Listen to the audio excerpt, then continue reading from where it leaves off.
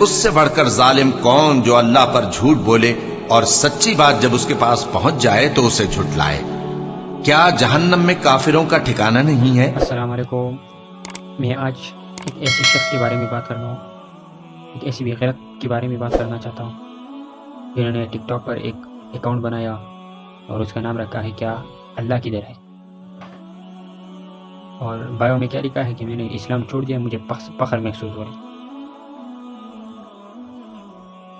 جس نے اللہ اور نبی اور قرآن مجید کے بارے میں بیہودہ الفاظ اور ویڈیو اپلوڈ کیا ہے، لیکن افسوس ہم مسلمانوں پر کہ ابھی بھی وہ اکاؤنٹ موجود ہے۔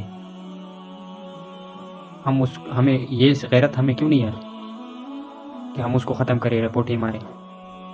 خدا کے لیے اس کو یہ اکاؤنٹ میں مینشن کر رہا ہوں، آپ سرچ کرو۔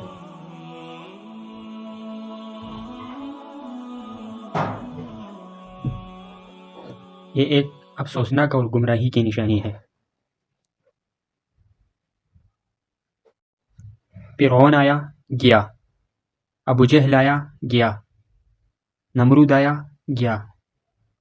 ہمارا اسلام اس وقت بھی تھا، ابھی بھی ہے اور انشاءاللہ ہمیشہ رہے گا۔ اور جو تم اس طرح باتیں کرتے ہو، تمہارے دلوں پر، تمہاری آنکھوں پر اللہ نے مہر لگا رکھا ہے۔ میں آپ کو چیلنج دیتا ہوں کہ آپ اپنا لوکیشن بھیجو یا نمبر اپنا بھیج دو، میں اپنے مال جان لگا کر تمہیں نہیں چھوڑوں گا۔ اور زیادہ سے زیادہ یہ اکاؤنٹ میں مینشن کر رہا ہوں، اس کو زیادہ سے زیادہ یہ رپورٹیں مارو تاکہ یہ ختم ہو جائے۔ لوگ اس دن کو دور سمجھتے ہیں جبکہ ہماری نظر میں وہ قریب ہے، جس دن آسمان ایسا ہو جائے گا جیسے پگھلا ہوا تانبا، اور پہاڑ ایسے جیسے رنگین اون، اور کوئی دوست کسی دوست کو نہ پوچھے گا حالانکہ ایک دوسرے کو سامنے دیکھ رہے ہوں گے۔